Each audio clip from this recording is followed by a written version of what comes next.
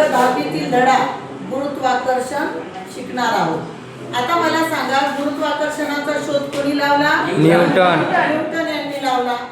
तर न्यूटननी गतिविषयक 3 समीकरण मांडली। किती मांडली? 3 समीकरण। पहिलं समीकरण v बरोबर u अधिक at। v म्हणजे अंतिम वेग, v म्हणजे अंतिम वेग, u म्हणजे सुरुवातीचा वेग, अधिक at, a म्हणजे त्वरण आणि t म्हणजे लागणारा वेळ।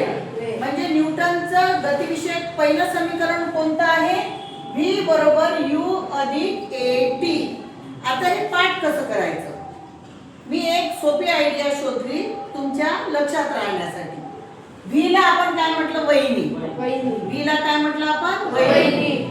u म्हणजे उंट, u म्हणजे उंट आणि at माझं नाव काय? आवारी। तुम्ही मला काय म्हणता? आवारी टीचर। काय म्हणता? आवारी टीचर।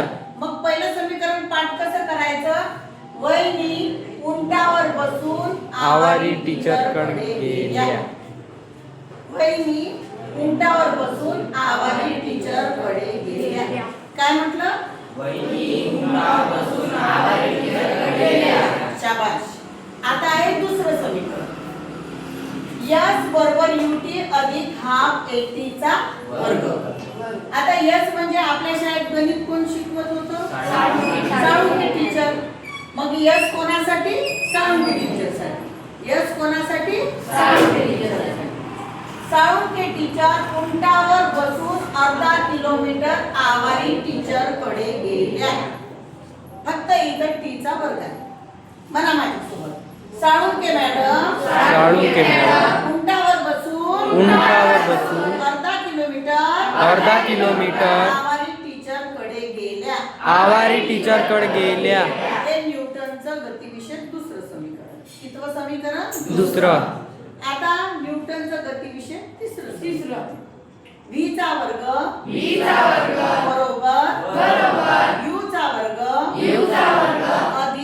अधिक 2as। आता वहिनीचा वर्ग बरोबर उंटाचा वर्ग अधिक 2 आवारी आणि साळुंखे। समजलं? म्हणजे अंतिम वेगाचा वर्ग बरोबर सुरुवातीच्या वेगाचा वर्ग अधिक 2 टीचर कोणते? आवारी आणि साळुंखे। म्हणा माझ्यासोबत, वहिनीचा वर्ग बरोबर उंटाचा वर्ग अधिक 2 आवारी आणि साळुंखे। v चा वर्ग बरोबर u चा वर्ग अधिक 2as।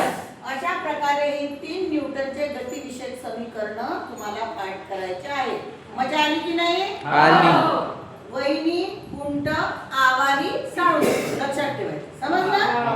अशा प्रकारे न्यूटनचे गतिविषयक 3 समीकरण आहेत।